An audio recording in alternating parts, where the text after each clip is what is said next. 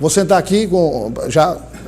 Doutor Silvio, primeiro, obrigado pela presença. Obrigado. Parabéns pela vitória. Muito obrigado. Fica à vontade, a casa é sua. Só obrigado. Colocar aqui para não ter... Pronto. Não tem isso. Doutor Silvio Mendes, nosso convidado, a partir de agora, doutor Silvio, eu queria... eu vou perguntar, porque eu vou tomar como base a última entrevista que o senhor concedeu ao DTV. O senhor pode perguntar tudo? Pode, não tem... Sempre pode perguntar tudo. Então, eu queria saber do senhor inicialmente, a gente vai chegar na eleição, mas eu queria, até para contextualizar, para as pessoas que nos acompanham terem uma noção mais clara, porque as pessoas, algumas tiveram contato com o doutor Silvio, os aliados mais próximos, os eleitores nas passeatas, carreatas, reuniões, mas muita gente desconhece, às vezes, a questão mais particular, o que é que se passa na cabeça do candidato. O candidato é o centro de tudo. E eu queria saber do senhor o seguinte: após a eleição que o senhor disputou para o governo do Estado, passada a eleição, eu não diria no momento imediatamente após a eleição, mesmo meses depois, o senhor considerou a hipótese de não se candidatar mais? Bom, eu acho que a cada conjuntura, a cada circunstância, a sua decisão. Na verdade, eu não tinha a pretensão, não estava no meu horizonte, voltar a ser candidato, nem ter atividade política. Eu tinha passado 18 anos da minha vida dedicada à Teresina, e acho que eu tinha prestado um serviço suficiente que eu poderia fazer, e sempre fizemos o melhor. Mas os fatos que aconteceram me fizeram decidir, considerando que aconteceu o imponderável, até imprevisível. Então, a partir daquele momento, eu decidi, ouvindo opiniões, ouvindo minha família, pensando muito, para tomar uma decisão importante para mim, como que vida que eu vou ter pela frente, o que é que eu posso oferecer, e pela cidade, principalmente, os desafios muito grandes. E eu sou... desafios, quanto maior ele for, me atrai muito. Eu tenho muita vontade de resolver coisas, seja para mim, seja para os outros. Então, esse foi o motivo. Teresina tem muitos desafios e as soluções estão à vista. Portanto, estou pronto, a cidade me confiou, será a missão maior da vida, né? Nunca imaginei nem ir para a gestão pública, eu tinha largado tudo da minha vida, mestrado, violão, pescaria, tudo, para ir trabalhar com o professor Waldo. Depois o Chico, Firmino e prefeito. Quem diria, né? Eu sei de onde eu vim, encontrei muita oportunidade, muita gente boa na minha vida, e um dos motivos é você gerar oportunidades para quem não teve. Eu tive muito, eu não sou político profissional, não sou carreirista. Acho que política, você tem dois tipos de fazer: aquela que resolve problema e aquela que cria problemas. Eu estou do lado de quem resolve. O senhor, quando respondeu a pergunta, o senhor teve uma pausa, obviamente, imagino eu, quando o senhor fala do imponderável, o senhor está falando sobre o que aconteceu com o saudoso prefeito Firmino Filho e outras situações que abalaram, eu imagino o senhor, pela amizade, pela, diria, irmandade, convívio muito. Eu lembro muito bem que o senhor dizia: olha, quando o senhor decidiu ser candidato, começou uma discussão sobre o legado do ex-prefeito Firmino Filho. Durante um momento considerável da pré-campanha, essa expressão legado do ex-prefeito Firmino Filho foi colocado em pauta. Eu lembro que, eu inclusive perguntei ao senhor uma vez, e eu lembro da sua resposta. O senhor disse: Douglas, vamos deixar o Firmino descansar em paz. Essa foi uma resposta. Mas aí a discussão continuou.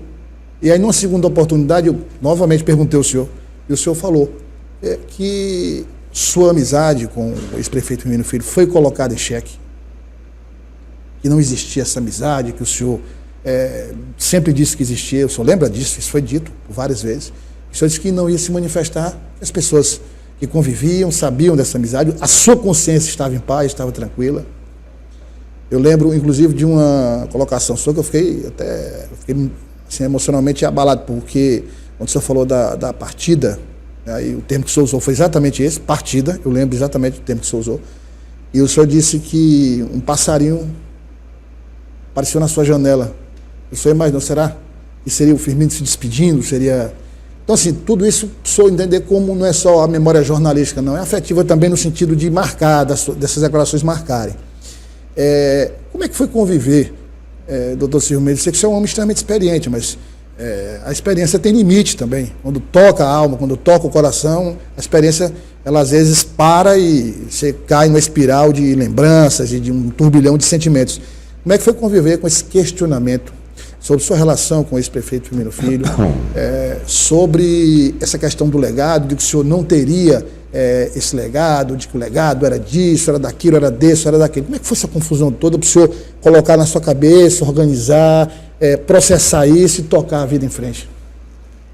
O Firmino era um sujeito brilhante, ele com inteligência acima da média, ele aprendeu a ouvir mais do que falar, tinha uma paciência enorme de ouvir.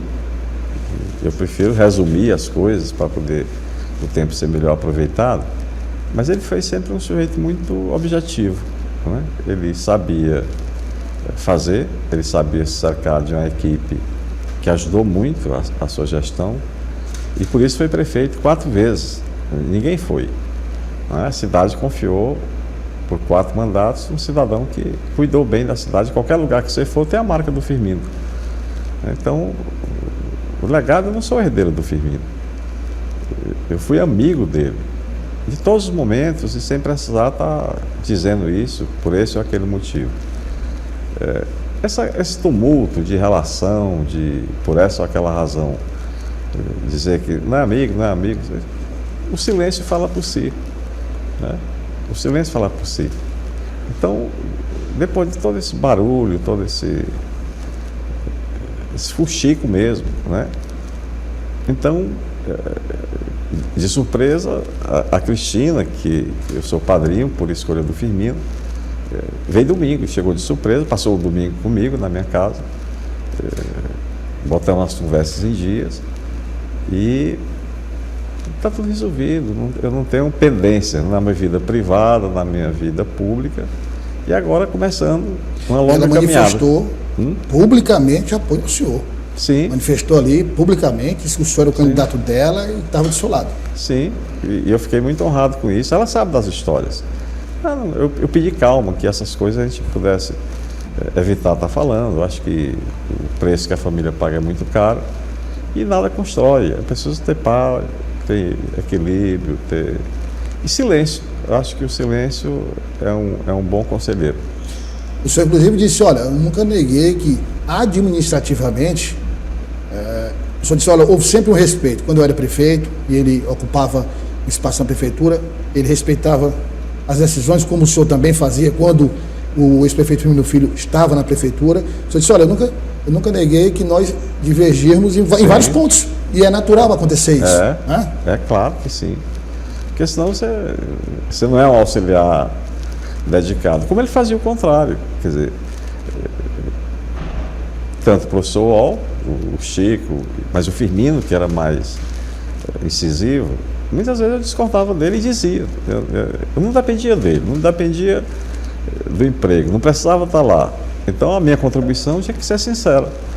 Então a amizade exige esse tipo de comportamento, né? Dizer as verdades, nem sempre agradáveis, mas é melhor do que uma mentira, porque a verdade um dia chega.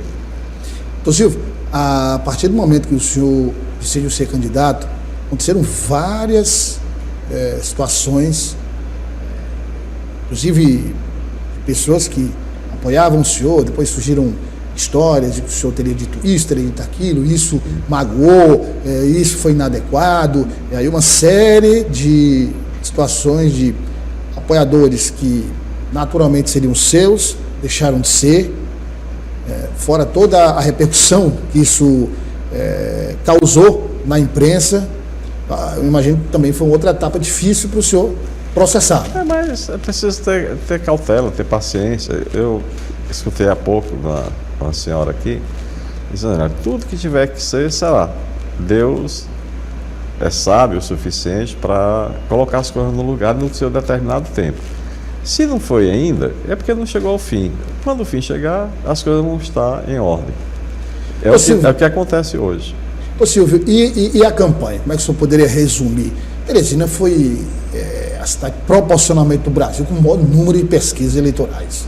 Isso é escândalo. Foi inclusive em destaque nacional. E aí, além dessa questão desse excesso de pesquisa e de tudo que ocorreu, como é que o senhor resumiria essa campanha hoje, o senhor como prefeito eleito? A nossa campanha foi muito bonita. Ela foi um sentimento crescente, ela foi bem planejada, bem organizada, foi do tamanho que a gente podia ter, nada a reclamar, nada. Nunca teve um tumulto, as missões bem definidas, e muita gente boa, experiente. Quantas pessoas confiaram na gente que eu nem sei quem são. Então, meu agradecimento a essas pessoas que sequer chegaram para que eu pudesse conhecer, mas tiveram a decisão de confiar na minha pessoa. Então, cada uma pode ter certeza que essa confiança será honrada, será cumprida, não pode ser diferente. Foi uma campanha muito bonita, a melhor que eu já fiz. Eu não vou dizer que estou com saudade, porque não tem muita cor.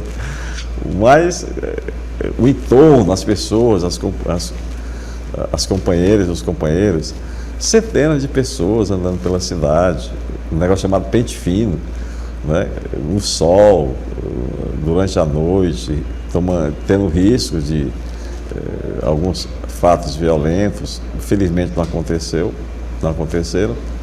Então é só muito agradecimento, agradecer quem acreditou, agradecer quem ganhou, e naturalmente quem ganha junto, continua junto. É preciso que cada um complete a sua missão. A missão não é só ganhar, é ganhar e continuar fazendo aquilo que prometeu. Eu falei agora de alguns apoiadores que o senhor perdeu, mas o senhor ganhou apoiadores assim, de última hora, até o senhor nem previa. Vários, mas eu vou resumir vários em um, que é um amigo nosso em comum, que é o jornalista Pedro Alcântara. Que o Pedro entrou na campanha assim, de corpo e alma, né? Fantástico. O Pedro se revelou, sempre foi um cara corajoso, é um dos decanos da imprensa piauiense. Ele qualificou a nossa campanha, sempre presente, por onde a gente andava ele estava presente, e foi um grande cidadão, baluarte da nossa campanha. Mas nessa campanha, Douglas, teve algumas coisas, algumas histórias. Vamos lá. Olha só que a política te proporciona, é por isso que muita gente se apaixona. Um é um garoto que eu fui fazer uma reunião ali no Monte Castelo, à noite estava chuviscando, Neilton, o nome dele. Ele chegou de bicicleta aqui do lado, ele disse: bora entrar lá. Aí, reunião na casa de amigos, geralmente tem um bolo, um café. Aí a mãe do lado disse não, que ele não podia ir porque ele não caminhava. Aí eu olhei o garoto com os pés tortos, ele não pisava no chão, ele andava de joelho. Analfabeto, 14 anos de idade, nunca tinha ido à escola, morando ao lado ali do Canal 10. E eu pedi a um colega para corrigir o pé, ele não conseguiu internar no HGV, como tantos outros não conseguem. Eu parei minha campanha e fui operar lá no hospital da Pedra Mole. Nessa campanha? Agora, sim. Então, eu operei um pé, depois eu operei outro. Amanhã ele vai tirar o gesso e vai voltar a andar como deveria andar. Amanhã, né? Ele vai, se Deus quiser, e vai voltar para a escola pela primeira vez para ser alfabetizado. O impeditivo era não poder andar, quer dizer, não tinha para a escola, né? Uma família muito pobre, eles dormiam no chão. Né? Então, em Teresina teve essas coisas. E a outra foi assim muito... Sim, só uma questão, teve um bolinho, né? Hein? Teve um bolinho, né? Na visita. Não, aí levou o bolo na rua, onde ele estava na bicicleta, porque na bicicleta ele andava. Ele andava, aí levou o bolo na bicicleta. Sim. Então, veja, e amanhã, se Deus quiser, ele vai se livrar do gesso, vai caminhar pela primeira vez como a gente caminha, botando o pé no chão direito. E a outra, Douglas, foi um negócio tão forte, porque simboliza assim, a bondade do teresinense, né? Na carreata que a gente fez de despedida no sábado, Um amigo meu, o Amorim, ele entrou num bar para tomar uma água e chegou um cidadão descalço e ficou olhando para ele, olhando para o pé. Ele disse: o que é que você está olhando assim para mim tanto? Esse aqui eu tinha muita vontade de ter um sapato e eu nunca tive um sapato. Ele se abaixou, tirou o sapato, tirou a meia e deu. É incrível, são às vezes assim, doutor Silvio, coisas tão simples que faltam. Então, o sapato que a mãe dele tinha dado. Aí ele deu o sapato, foi embora, ficou descalço e foi. Antes foi lá em casa também. Um amigo meu tinha dado uma panelada, ele gosta muito. E sabe, deixa eu te dizer, eu tenho 2 tênis. Eu só calço um. 2 pares, claro. Eu só preciso de um. Como você perdeu o sapato, eu vou te dar o meu tênis, é novo, está na caixa, foi um presente, mas eu vou te dar. Aí o pé bem do tamanhozinho dele. Deu certo. Deu bem certinho, ele já saiu calçado.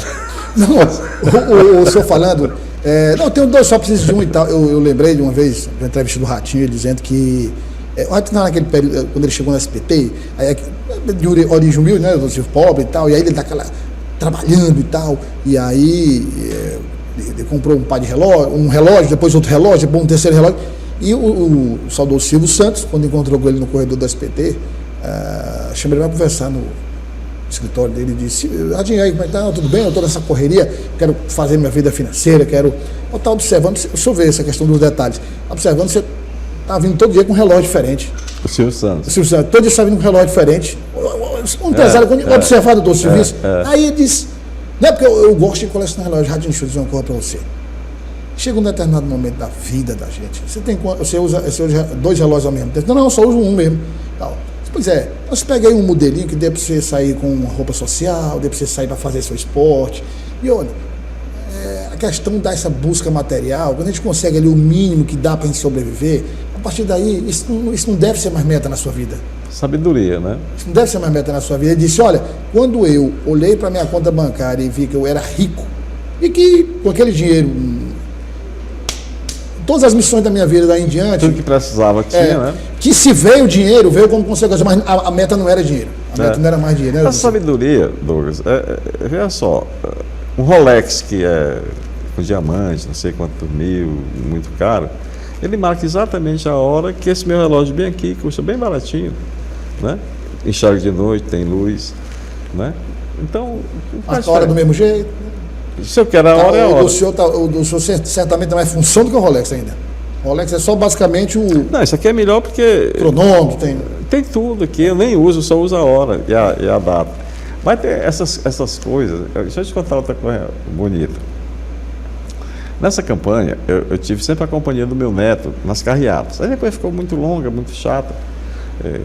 Demorava muito, cansava, e ele terminou deixando. Mas quem encerrou a nossa campanha foi ele. Né? A gente foi, eu esperei toda a apuração terminar, aí fizemos um encontro lá, o pessoal foi lá para a porta da minha casa e fomos lá para a casa do Ciro, né? do povo animado, festa, abraço e tal. A Vitória é muito doce, né? Então, e aí a gente falou lá, agradeceu e tal. Aí meu neto tem 10 anos. Foi com o senhor para festa? Foi, ele é a minha luz, ele. Aí eles falaram: eu quero falar. Olha, cheio de gente. Eu não falava, até hoje ainda tenho alguma timidez para falar em público. A gente tem que se superar. Aí fala, meu filho, aqui é um lugar que todo mundo fala. Aí ele pegou o microfone e disse: olha, pessoal, oi gente, como ele disse, eu quero agradecer vocês terem confiado no meu avô e votado nele. Mas essa vitória não é minha, não é dele, nem do Jeová. É de Teresina. Nossa. É a democracia que a gente deve ter. Essas palavras. 10 anos de idade que ninguém nunca falou dessa história para ele. Imagina a reação, né? Ele tem... Aí eu disse: não, vou ter que botar isso aí no Instagram, porque é uma coisa bonita de uma criança de 10 anos que tem... Ele sabe o que ele está dizendo. No primeiro dia, à noite, meia-noite, eu geralmente respondo às mensagens que eu recebo. Agora muitas, eu tenho muitas, eu estou aos poucos respondendo. tinha sido colocado à tarde no Instagram, tinha 126 mil pessoas que tinham visto. Vai Sabe chegar por quê? mais longe. Porque as pessoas valorizam o que é verdadeiro, não é? E as coisas boas da vida são muito simples, não precisa de sofisticação, né? O mais elegante é o simples. É O mais simples. sofisticado é o simples. Exatamente. Então, Silvio, eu vou revelar aqui, eu vou revelar só duas frases da nossa conversa hoje pela manhã, pelo WhatsApp, quando eu falei do senhor da entrevista. Parabéns, eu falei da entrevista, parabéns, eu sou pela vitória, e essa parte, aliás, não há nada na conversa que não possa ser dita aqui. Então, eu disse, doutor Silvio, a partir da 1 da tarde, se houver aí o horário que o senhor puder ir, o senhor falou, não, 13 horas eu estou lá e tal. Aí eu disse, parabéns pela vitória, e eu coloquei o seguinte, e desejo tudo de bom e que o senhor tem um desafio gigantesco. Eu usei essa frase. E o senhor colocou assim, bons desafios. Quer dizer, para qualquer pessoa, doutor Silvio, Teresina, aqui nós estamos... estou sendo muito sincero, porque essa é a minha opinião. Eu dei, inclusive, ontem aqui, o Natan estava no estúdio, inclusive ontem, não é de ontem, já faz tempo que eu falo sobre a situação de Teresina. Doutor Silvio, acho que sou nos piores, sei lá, nos anos mais difíceis das gestões, Firmino Filho, Silvio Mendes, nem de perto Teresina chegou à situação que ela está hoje. E o senhor, mais uma vez, andou de novo pela cidade, já conhecia, mas agora conheceu ainda mais de perto, e o senhor usar o termo bons desafios. Quer dizer, isso para mim refletiu essa sua disposição, esse seu foco na administração pública. Mas, doutor Silvio, o senhor vai enfrentar, não sei se o senhor concorda com a expressão, mas pelo que se chega de informação, terra arrasada. Não, eu tenho esse defeito, eu gosto de desafios. Geralmente as coisas fáceis não me motivam muito.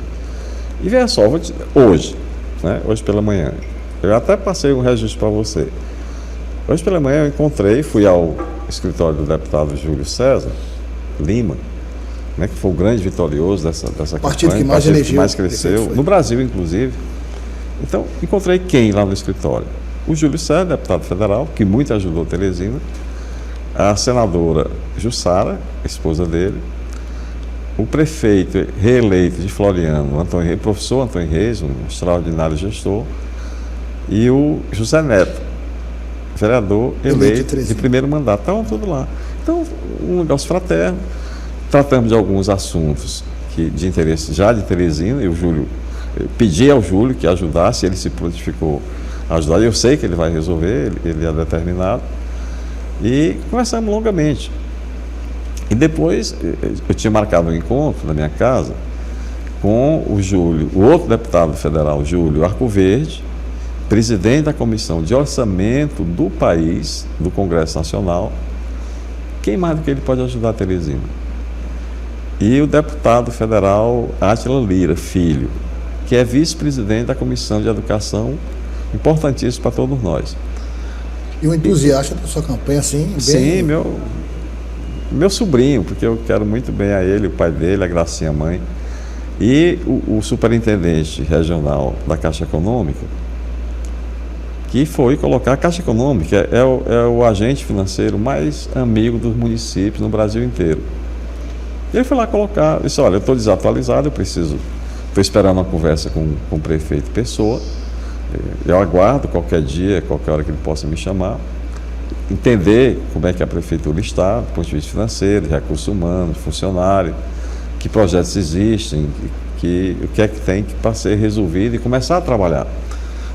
Ele colocou tudo à disposição e vou te fazer até uma revelação.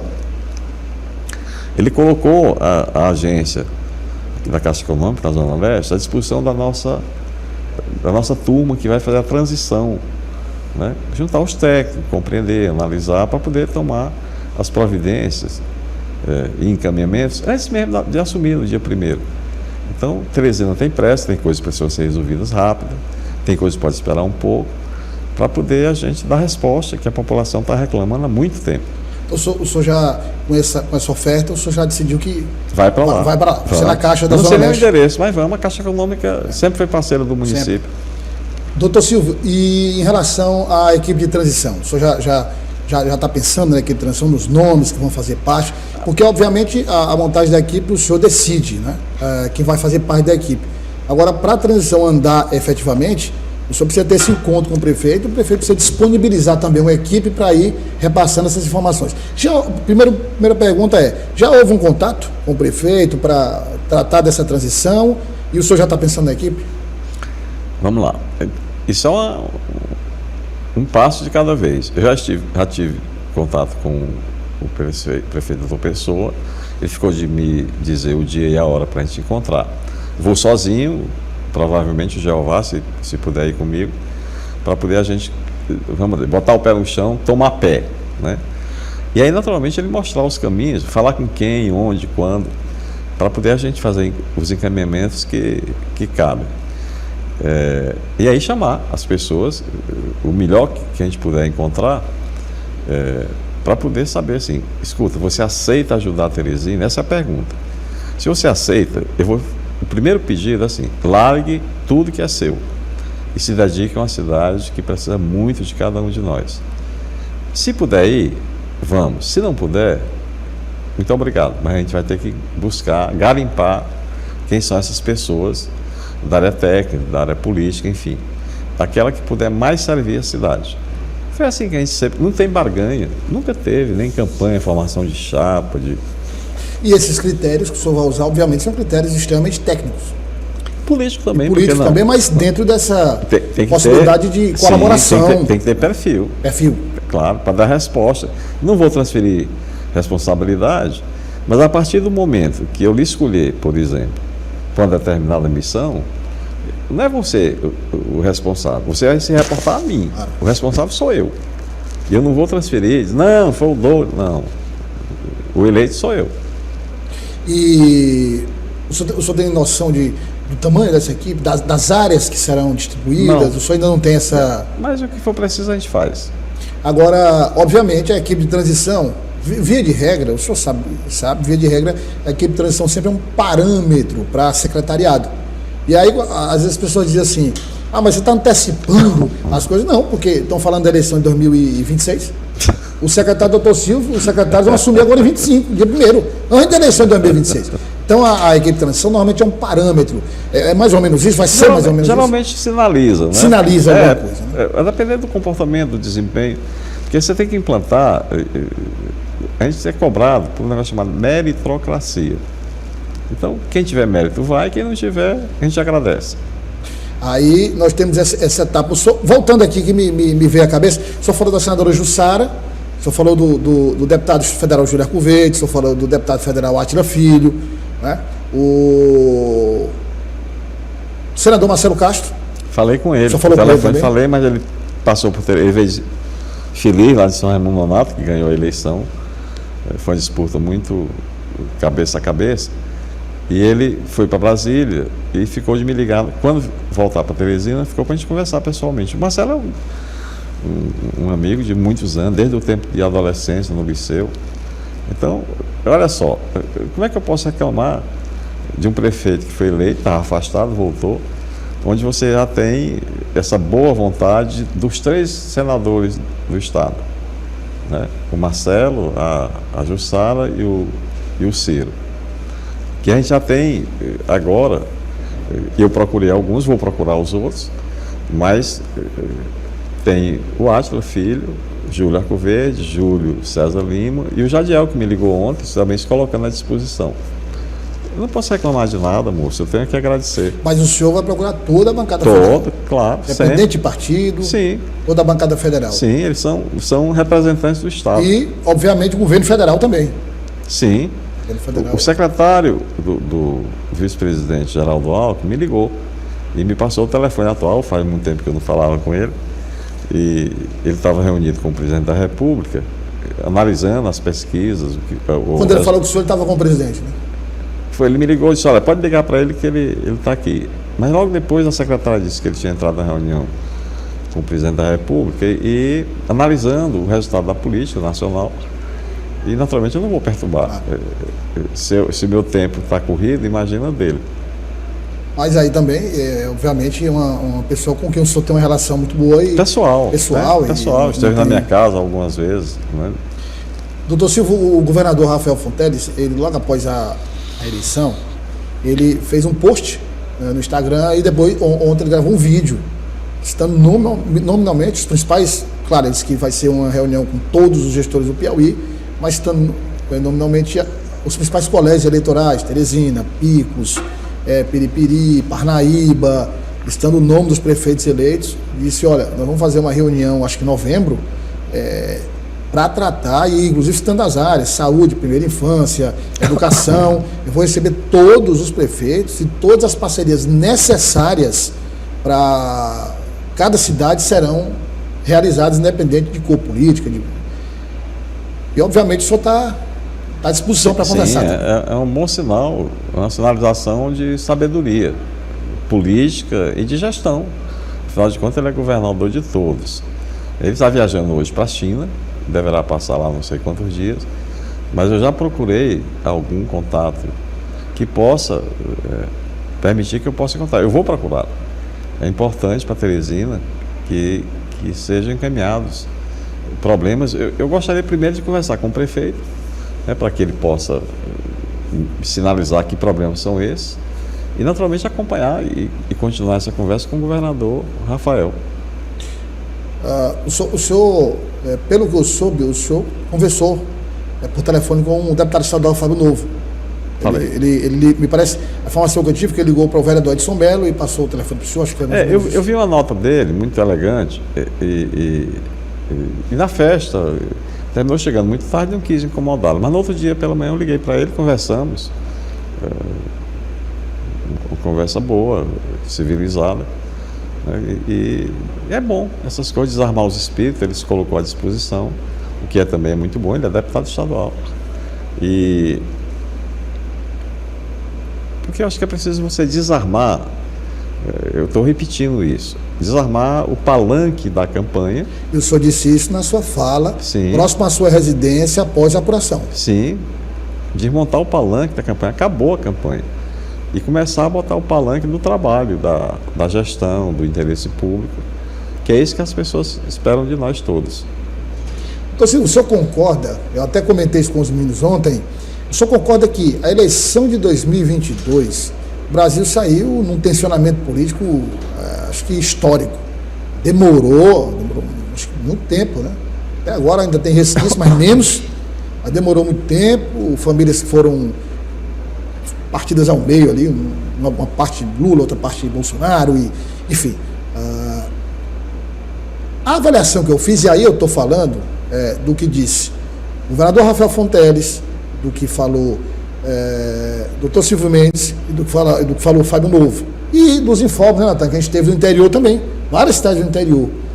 Os discursos todos nesse sentido. O governador, o senhor Fábio Novo e vários do interior dizendo, acabou, a política acabou, a campanha, agora é hora de seguir em frente, quem não venceu as eleições colocando à disposição para ajudar.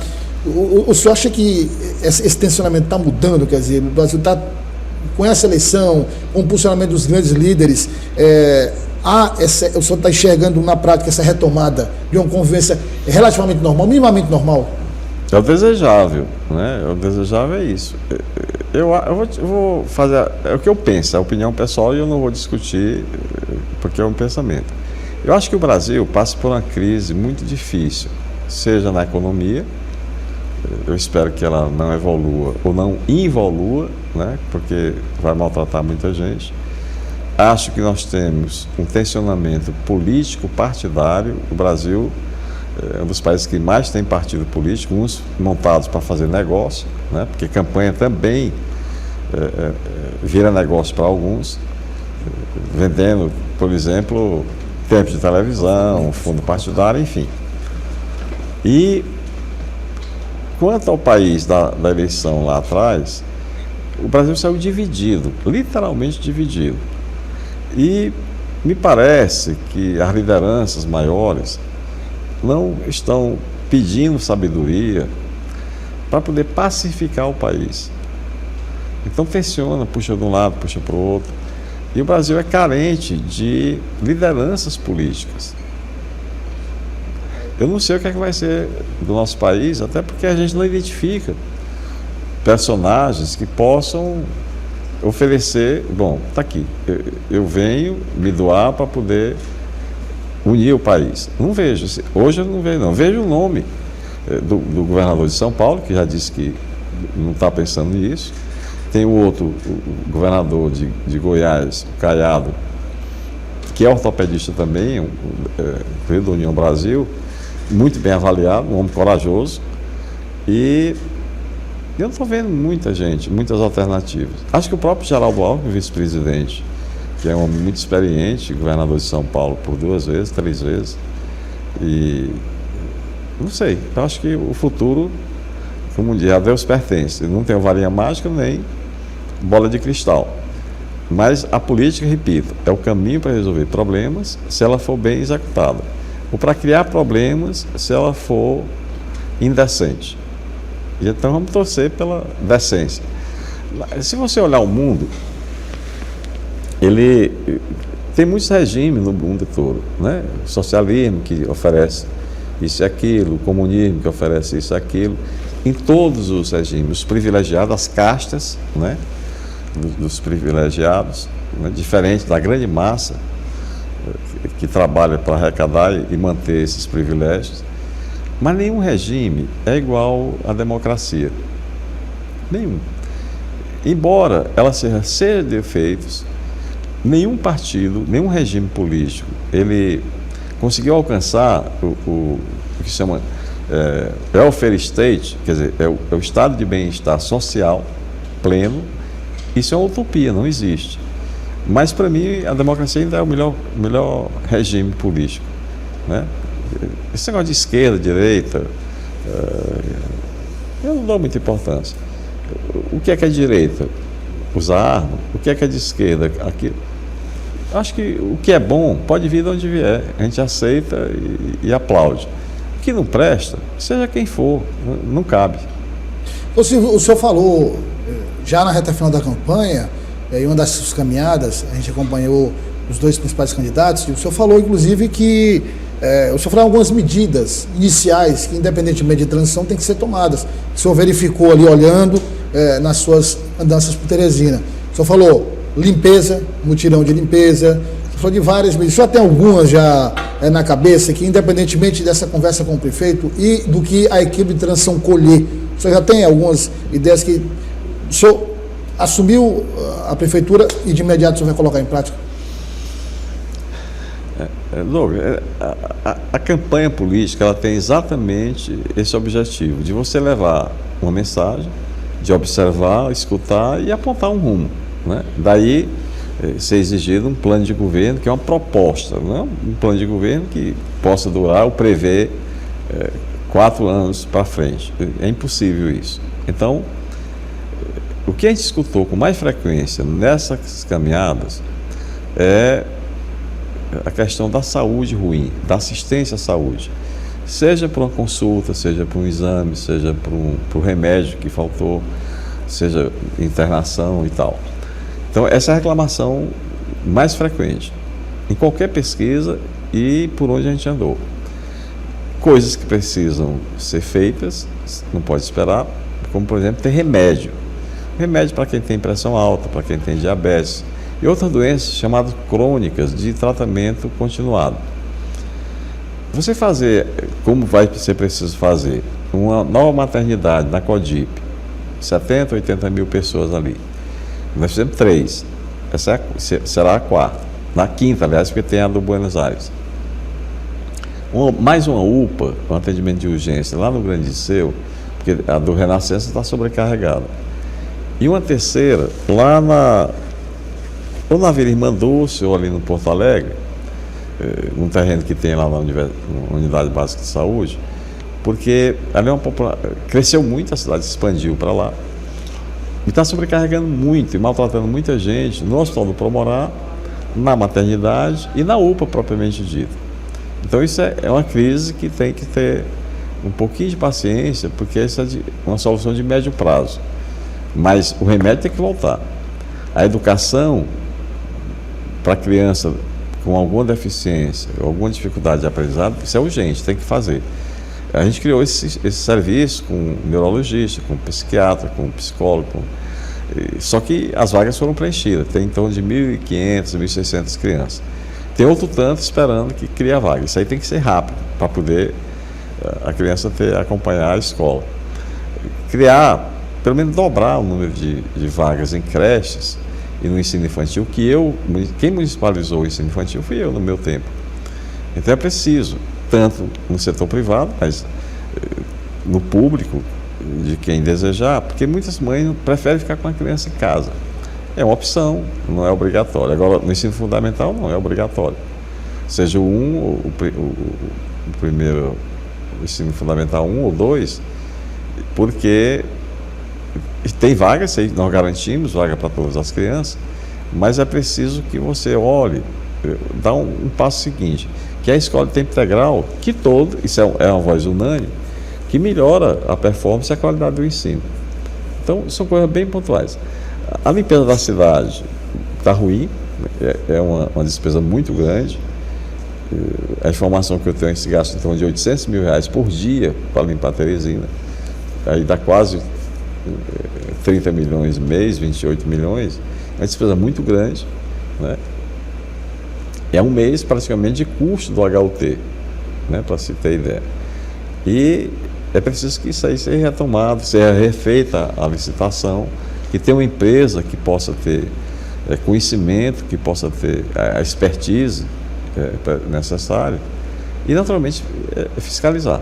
Esse contrato foi feito agora por vários anos, foi um contrato, né, Natan? 600 e poucos milhões. Sabe o que é, Douglas? O senhor pretende rever esse contrato? Ele tem que ser feito uma licitação, porque é um contrato complexo, porque não é só levar lixo para o aterro sanitário. Você tem que ter a gestão do aterro sanitário, que não é simples. É preciso você ter o acompanhamento da coleta propriamente dita, que também não é simples. Mas tem capina, varrição. Não é tão simples montar uma...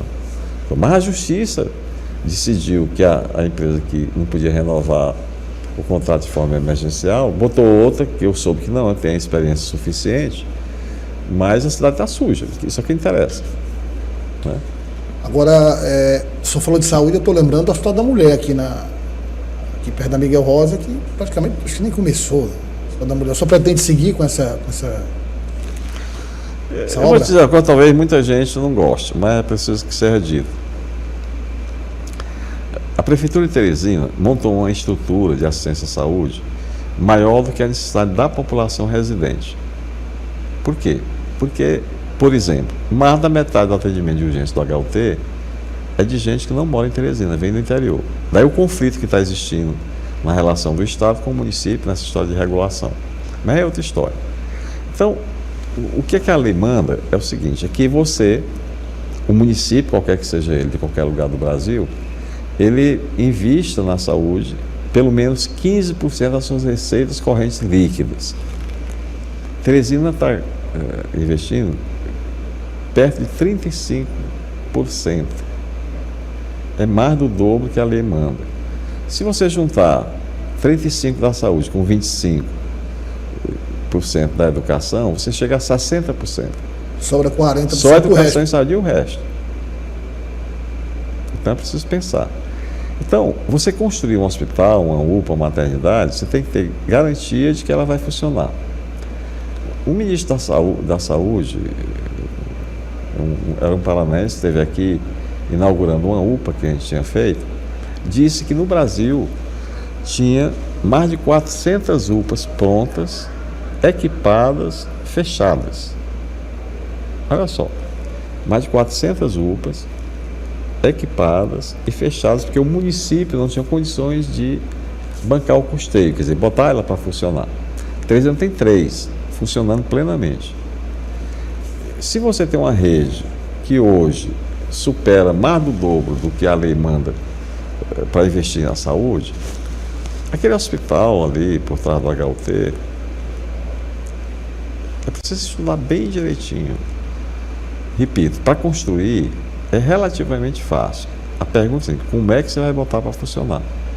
Essa é a pergunta. Eu não vejo margem, a menos que se identifique para fazer. É importante? Claro que é importante. Claro. Mas você, por exemplo, pode fazer políticas de assistência à mulher sem precisar fazer aquela estrutura para não funcionar. Ontem um médico me passou uma mensagem dizendo que lá no HUT não tinha material para curativo e nem para gesso. Um hospital de trauma. Como é que pode dar certo? Claro que não pode dar certo. Então, o que é que está acontecendo? Né? Aí você vai abrir um hospital, botar uma placa bonita, né? Cantar o hino da cidade e depois não funcionar. Isso, para mim, é irresponsabilidade. Só tem um desafio, inclusive, o senhor disse, o HUT já foi projetado para isso, e está com capacidade saturada, já é hora de pensar no andar superior. Aí sim, esse é um investimento que o senhor disse, olha, isso é um investimento para ontem, porque está saturado e ele já foi construído, projetado, a engenharia usada já foi projetada para isso. E essa é uma meta do senhor também? Sim. A previsão era que não precisasse fazer ampliação durante os 10 primeiros anos do HUT. O HUT está fazendo 15 anos, um negócio desse tipo. Então tem gente lá pelo corredor. E se você lembrar o medo que se tem do HUT virar pronto-socorro do HGV, no tempo que o Estado tinha um pronto-socorro que fechou, que a gente abriu o HUT e o Estado fechou o HGV. Então, porque quando você botar dor em você ou em alguém seu, você vai compreender como é ruim você ter uma perna fraturada em cima de uma maca no corredor do hospital sem, pelo menos, privacidade. Então, é preciso fazer. Então, quando a gente fez o HUT, que justiça se faz, as fundações do HUT foram feitas na gestão do Heráclito Fortes, né?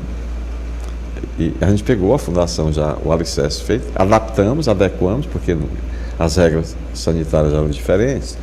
Então a gente construiu, aquele hospital custou 26 milhões de reais.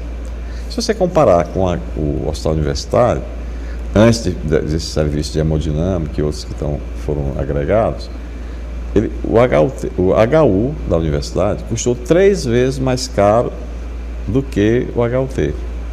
É importante? Claro que é importante. Qualquer coisa que você aumente o acesso à assistência é importante.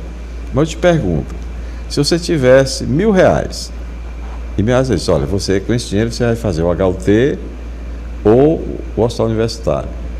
Você só pode fazer um. Você escolheu o quê? HUT. Claro. Não estou dizendo que não é importante. Claro que é importante. Mas se eu tenho que ter prioridade, eu vou para onde tem prioridade. Que prioridade é essa? Interesse público. Então, Silvio, essa feira da regulação também é outro desafio, né? Feira longa. Até dar o seu exemplo do senhor naquela entrevista que tinha me informado. Aliás, o Francinaldo Leão, candidato do PSOL, disse que levou a mulher com trauma para uma consulta com um ortopedista. E aí era 11.400 e alguma coisa para uma consulta especializada. Quer dizer, a previsão de 3, 4 meses para ela. Mas ela estava precisando de uma consulta logo, gente. Quer dizer, esse é um outro desafio. Eu vou resumir, hoje você não tem lei eleitoral limitando. Não, aí está livre, não tem mais problema, não. Pode ficar até 3 horas. Se o senhor quiser, está disponível. Para mim está ótimo, vou até 3. Fica cansativo. Não, tem podcast de 4 horas, gente, nem é importante, porque a gente não pode fazer até 3 horas, não tem nada. Vamos lá. Teresina se caracteriza por ser uma cidade prestadora de serviço. Na saúde, primeiro, na educação universitária, no comércio e na gastronomia. Eu acho que são esses 4 pontos mais fortes de Teresina. Tem uma influência, uma população de torno de 5 milhões de pessoas do estado e principalmente do Maranhão, essa que fica mais perto de Teresina. Então você tem que observar o seguinte: o que é que eu posso fazer com o que eu tenho, né? Então, quando a gente recebeu a gestão do SUS em Teresina, que a gestão do SUS ele pode ser incipiente, não sei o quê, e plena, que é o último tipo. Quando você assume gestão plena, quer dizer o seguinte, que a única autoridade do SUS naquela cidade é o município ou é o estado. Aqui no Caterina é o município, tá certo? É a prefeitura, a Fundação Municipal de Saúde. Quem recebeu isso fui eu. Eu era do Ministério da Saúde, trabalhava na João Luiz, naquele prédio que até hoje está fechado. Para marcar uma consulta naquele tempo, para mim, demorava 4 meses, 4. E era do Ministério da Saúde. Então eu era do Ministério, levei a equipe técnica para a gestão do município. E disse, eu quero 3 coisas. Eu quero saber que rede Teresina tem, que hospitais, seja público, seja privado, qual é a necessidade da população que mora em Teresina e que vem de fora, e eu quero um sistema que gerencie isso. Chamei um rapaz, o Sérgio, de 19 anos, muito jovem, disse, meu filho, eu quero isso. Aí eu disse, eu quero isso, isso e aquilo. Qual foi a nossa surpresa? Que quando fez o levantamento, a quantidade de serviço ofertado era muito maior do que a necessidade da população de Teresina. Veja só. E pior, se pagava por um serviço que não era prestado. Falta de gestão.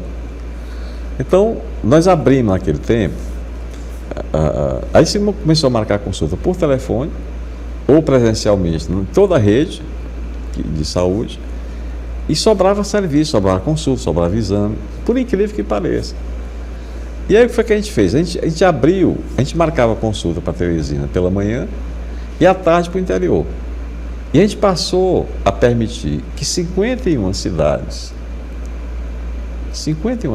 pudessem marcar lá da sua terra um médico, que consulta você tinha necessidade. A gente está falando de que ano? O senhor está... 96, 97. Foi quando eu fui para lá. Esse sistema de regulação já Sim. Foi nessa época. Regulação é isso. Botar ordem naquilo que precisa ser feito. Por todos os motivos, porque você faz justiça para quem precisa, sai mais barato, porque você vai pagar só aquilo que você utiliza. Então isso funcionou durante muito tempo. Com a chegada da internet, deu um salto de qualidade, o acesso ficou mais facilitado. E agora tem mais ferramentas, né? Porque tem sistemas mais sofisticados que permitem, por exemplo, você marcar. Quando a gente diz durante a campanha, olha, você vai poder marcar sua consulta pelo celular. Muita gente diz, isso é mentira. Não, pode. Você pode ver o resultado do seu exame no celular. Pode. Quem tem plano de saúde já faz isso há mais tempo. O poder público não faz. Mas ele pode fazer e diminui, inclusive, o custo, as despesas. Você pode, por exemplo, identificar qual é a demanda que não está sendo atendida. Então, você imaginou, Douglas, uma pessoa que mora em Oeiras, aí a pessoa precisa ir para um oculista, que naquele tempo precisava de 6 meses para você conseguir uma vaga. Aí você vem de lá, de Oeiras, sabendo o dia, a hora e o lugar que você vai ser atendido. Que você pode vir de manhã e voltar no mesmo dia para casa. Que você não precisa pagar uma pousada, um hotel. A maioria não tem para pagar. Que não tem sequer onde comer. Então, não é um passo gigante para quem precisa? É. Ninguém nunca soube dessas coisas, porque a gente nunca fez propaganda. A gente não fez ato no Palácio da Cidade, a gente não fez... Não. Por quê? Porque isso é um direito. Mas politicamente, do ponto de vista eleitoral, está errado. Porque se eu tivesse dito aquilo naquele tempo, né, eu poderia, por exemplo, ser candidato a deputado federal com uma votação extraordinária, né? Claro. Sem precisar gastar dinheiro. Então, a história de regulação é uma arma política poderosíssima num estado como o Piauí, onde o interior não tem oferta de serviço. E provavelmente por isso se esgotar a capacidade administrativa de entendimento e foi judicializado. Mas será se um juiz, por mais sábio que ele seja, ele vai ter como ser a escolha de Sofia, né? Vai ter sabedoria para decidir aquilo que é o melhor? Provavelmente não, né? Quem deveria resolver isso aí era o gestor municipal e o gestor estadual. E aí sim é uma pauta para tratar com o governador. Silvio, para não tomar muito do seu tempo, vai estar muito boa, mas eu tenho compromisso aí. E só para perguntar rapidinho, daqui para 1º de janeiro de 2025, tem tempo para Uma pescaria, umas férias? Tem, não estou ainda preocupado com isso, não. Mas tem que ter um períodozinho para dar uma... Eu não decidi ser prefeito, eu não decidi cuidar da cidade, eu não posso estar com desculpa. Eu vou almoçar no sábado, lá em Porto Alegre. Vou dar um abraço no Avelino Ney, um grande cidadão. Porto Alegre do Piauí. Porto Alegre do Piauí. É uma cidade das mais bonitas, porque no governo de Monsanto, o Avelino privilegiou muito Porto Alegre. É uma cidade arrumada, até sinal de trânsito tem. Calçamento bom, rede de esgoto, escola. Acho que a eleição dele foi até uma espécie de reconhecimento a esse trabalho dele. Merecido. Merecido. Eu vou lá dar um abraço, ele está tão feliz com isso. Né? Agora, depois desse período vem transição, como nós já falamos, aí vem montagem de equipe, o senhor assume, tem os primeiros dias de trabalho. Agora eu queria que o senhor, olhando para essa câmera, o senhor se dirigisse agora aos teresinenses. E aí, a última vez que eu fiz isso, era só pedir voto. Agora já acabou a eleição, não tem mais que pedir voto. Mas do fundo do coração, doutor Ciro, passado desse período de pré-campanha, de campanha, fazendo assim uma espécie de retrospectiva na sua cabeça dessas histórias, que o senhor contou algumas aqui, histórias assim que fogem um pouco aquele ritmo de uma campanha, que muitas vezes é mais protocolar, de visita.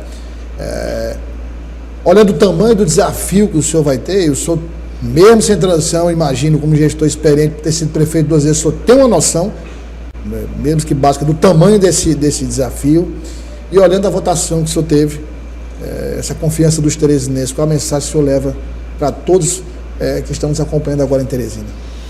Olhando para ali? Isso, aqui, essa 3 aqui. Douglas, os 2 momentos assim, mais ricos assim, da campanha propriamente dita, que tocavam muito forte a emoção, eram nas carreatas, quando você via criança, pessoa idosa, dançando na calçada. Não era na chuva, era na calçada. Pessoas correndo para a esquina para apertar a mão. Isso é uma emoção tão forte que a gente tem que ficar calado para poder administrar.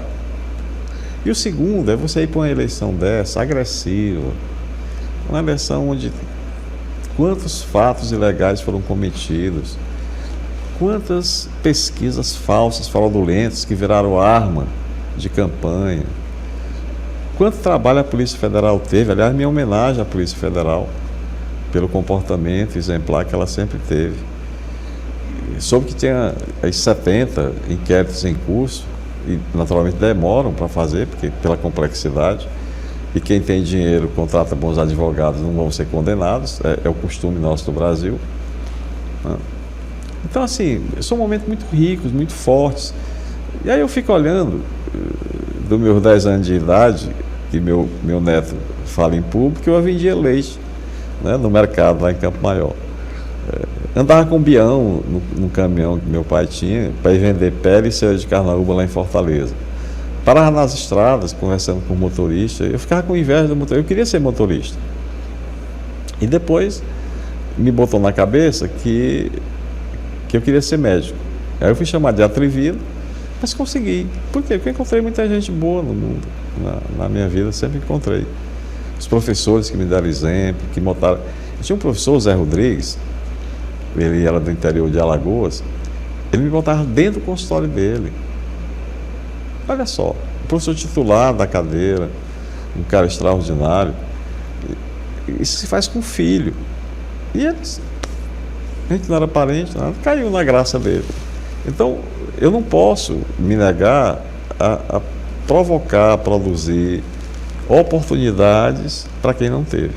Respeitar a cidade, procurar atender às suas necessidades, para todos, ser prefeito de todos, mas ter a preferência por quem precisa. Morador de rua é um dos poucos pacientes que eu opero até hoje, lá no Hospital da Pedra Mole. Já parei minha campanha para fazer, para quem? Porque são desvalidos, né? E faça isso silenciosamente, não precisa fazer. Estou falando agora porque a campanha passou, eu posso dizer, né? Então, essas coisas dão sentido à vida, né? Eu sou um homem crente, né? Eu temo a Deus, e oportunidade, sempre. Pelo amor de Deus, dê sentido à sua vida. Quando a gente nasce, a gente só tem uma certeza, é de que a gente vai partir. Então, use seu tempo útil para fazer o bem. Repito, eu não preciso de política, não tenho saudade de poder, nenhuma vaidade, Deus não me deu esse defeito. Os problemas do ponto de vista financeiro da minha família estão resolvidos, seja agora, seja no futuro, porque não quero que elas passem as dificuldades que eu passei. Então, assim, reclamar do quê? Nada. É só agradecer. Todo dia eu agradeço a Deus para poder, pelo que Ele me deu, pelo que a gente fez. Você pergunta, foi só Deus? Claro que não. Né? Minha mãe sempre dizia, faz por ti que eu te ajudarei. Como se fosse Deus falando para a gente. Né? Faz por ti que eu te ajudarei. Então, como Deus é por todos, até pelos criminosos, eu preciso agradecer. Todo dia eu faço isso. Né? Todo dia à noite e quando acordo. Um novo dia sempre é um bom começo. Doutor Silvio, queria agradecer a sua presença e mais uma vez, agora de reforçar aqui o meu desejo de fato, e aí percebe-se claramente a sua vontade, do seu desejo, do seu compromisso de começar uma nova gestão, sua terceira gestão como prefeito de Teresina, mas como eu disse, um cenário diferente, de muitos desafios, é um trabalho muito difícil, um trabalho de muita superação, de superação a cada dia. E aí a gente está falando não só de tentar evoluir no que é possível evoluir, mas a gente está falando em grande parte de recolocar primeiro as coisas no lugar para depois dar o passo seguinte. Isso. Em várias, não só em várias, imagino eu, na maioria das áreas, dos setores, você vai ter que recolocar no lugar para depois ligar essa locomotiva e para o trilho seguir em frente. Não é fácil. Diferente de alguém que chega com uma prefeitura relativamente organizada, que se começa já andando. Então, boa sorte para o senhor e eu desejo de fato que o senhor reconstrua Teresina e que esses problemas que durante as outras gestões não se via em Teresina, você dizia que as gestões eram perfeitas, eles não eram perfeitas, mas problemas básicos que a gente vê hoje, a gente não via nas outras gestões, que isso rapidamente possa desaparecer e que a gente possa dar passos adiante. É isso mesmo, eu tenho certeza que ele me deseja isso.